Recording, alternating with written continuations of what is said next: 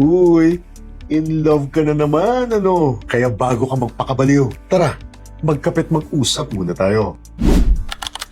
Dahil alam ba ninyo na may tatlong klaseng pag-ibig at pakikipagrelasyon sa mundong ito? At hindi po lahat ideal ang mga ito. Dahil ang una pong klase ng pag-ibig o ng pakikipagrelasyon ay kung pinasok po ninyo ito. Dahil nagagampanan po ng piniling partner ninyo ang lahat ng needs and wants mo, o lahat po ng pangangailangan ninyo at ng mga gusto ninyo sa mundo. At selfish love po ang tawag dito. At karaniwang panandalian lang po ang mga relasyong ganito. Dahil kapag hindi na po nagagawa ng partner ninyo ang inaasahan ninyo mula dito, karaniwang nagtatapos na po kaagad ang relasyon ninyo. At sa totoo lang po, unless ugaling martir ang kapartner ninyo, wala pong magtatagal na karelasyon kung nararamdaman itong one-sided na lang ito. At ang sumunod naman pong klase ng pag-ibig at ng pakikipagrelasyon ay kung pinasok po ninyo ito dahil nagagampanan ng bawat isa sa inyo ang napagkasunduang obligasyon sa isa't isa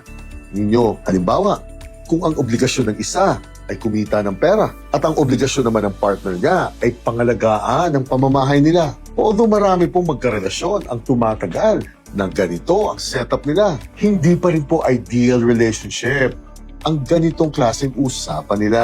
Dahil isang transactional love po ang pinasok nilang dalawa. Kaya nga karaniwan po, kung mas malaki na ang kinikita ng isa o kaya naman hindi na nito na aasikaso ang pamamahay nila, karaniwang nagtatapos na rin po ang relasyon nila dahil hindi na nila matupad ang obligasyong inaasahan sa isa't isa. Subalit kapag dumating po kayo sa punto ng pag-ibig o ng relasyon ninyo kung saan ang kapakanan at ang pangarap na ng partner ninyo ang nagiging prioridad at inspirasyon na rin ninyo at ginagawa niyo na sa isa't isa ng pangmatagalan nito, then congratulations po dahil umabot na sa pinakamalalim na uri ng pag-ibig at ng pakikipagrelasyon kayo. At selfless love po ang tawag dito ng mga eksperto at mga ganito po ang karaniwang tumatagal na relasyon sa mundo at ganito po ang relasyon na dapat inaasam ninyo. Yun na lang, hindi rin po kayo mabibigyan ng relasyong ganito kung hindi pa po kayong handang maging mapagbigay